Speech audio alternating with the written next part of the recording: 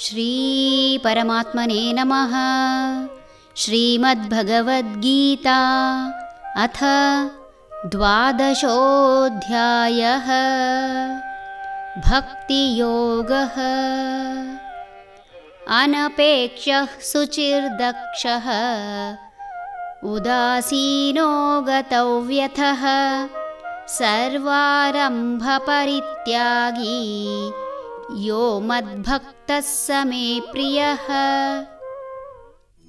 ಯಾವುದೇ ಅಪೇಕ್ಷೆ ಇಲ್ಲದವನು, ಪರಿಶುದ್ಧನು, ಸಮರ್ಥನು, ನಿಸ್ಸುಹ ಚಿಂತೆ ಇಲ್ಲದವನು, ಕರ್ತೃತ್ವ ಅಭಿಮಾನವಿಲ್ಲದವನು ಯಾವನಿರುವನೋ ಅಂತಹ ಭಕ್ತನು ನನಗೆ ಪ್ರಿಯನು.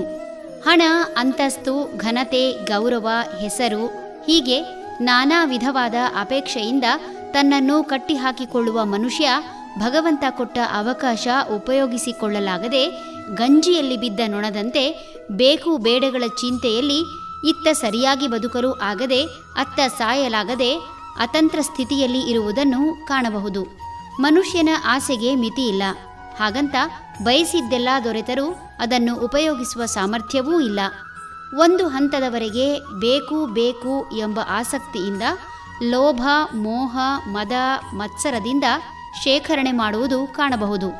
ಅಪೇಕ್ಷೆ ಹೆಚ್ಚಾದಾಗ ಸಮಾಜ ಹಾಗೂ ಸಮುದಾಯ ಅಷ್ಟೇ ಏಕೆ ತನ್ನ ಕುಟುಂಬದವರನ್ನೂ ಬಿಡದೆ ಮೋಸಗೊಳಿಸಿ ತನ್ನ ಅಪೇಕ್ಷೆಯನ್ನು ಪಡೆಯುವ ಮನುಷ್ಯ ಮನುಷ್ಯತ್ವ ಮರೆತು ಮೃಗೀಯ ಭಾವನೆ ತಾಳುತ್ತಾನೆ.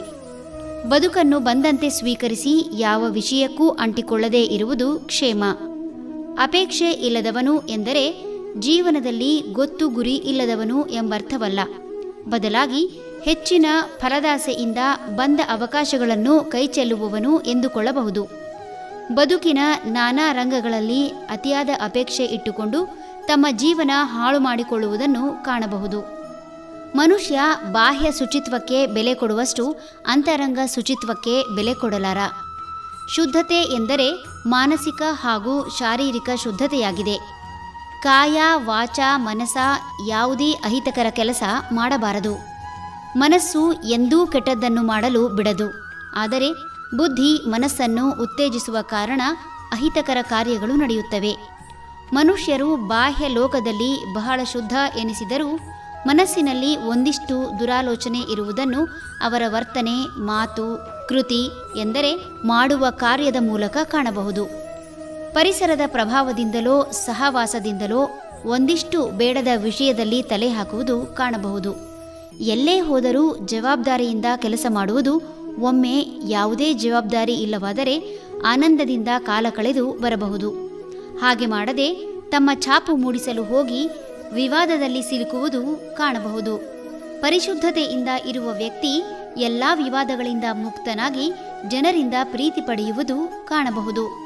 ನಿಷ್ಠೂರವಾದಿಯಾಗಿ ಕಂಡಿದ್ದನ್ನು ಕಂಡಂತೆ ಹೇಳುವಂತಹವರು ತಮ್ಮಲ್ಲಿ ನಂಬಿಕೆ ಇಟ್ಟು ಯಾವುದೇ ಚಿಂತೆ ಮಾಡದವರು. ಅಂದರೆ ಚಿಂತೆಯನ್ನು ಚಿಂತೆಯನ್ನಾಗಿ ಬದಲಿಸಬಲ್ಲಂಥವರು. ಸಹಾಯ ಸಹಕಾರ ಮಾಡಿದರೂ ಸಹ ಅದು ತನ್ನಿಂದಾಗಿದೆ ಎಂಬ ಅಹಂಕಾರ ತೋರದೇ ಇರುವಂತಹವರು. ಇವರೆಲ್ಲರೂ ತನಗೆ ಪ್ರಿಯರು ಎನ್ನುವ ಮೂಲಕ ಒಬ್ಬ ಭಕ್ತ ಹೇಗಿರಬೇಕು ಎಂಬುದನ್ನು ಹೇಳುತ್ತಿದ್ದಾನೆ ಭಗವಂತ. ಹರಿ ಓಂ ತತ್ಸತ್.